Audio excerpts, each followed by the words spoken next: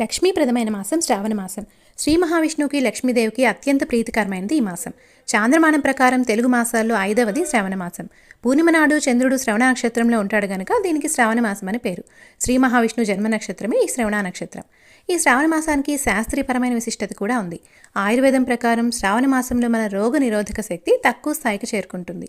Slow metabolism, week digestive system, ఇన్ఫెక్షన్లు ఎక్కువగా వచ్చే అవకాశం ఉంటుంది. ఈ కాలంలో మాంసాహారం, మసాలా లేదా ఆయిల్ ఫుడ్స్ ఎక్కువగా తీసుకోవడం వల్ల ఈ ప్రాబ్లమ్స్ మరింత ఎక్కువ అవుతాయి.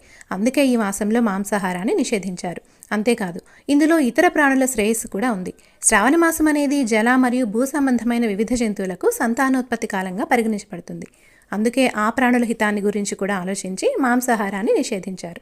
ఇక ఇప్పుడు శ్రావణ మాసంలో మనం జరుపుకునే విశేష పర్వదినాలు ఏంటో తెలుసుకుందాం.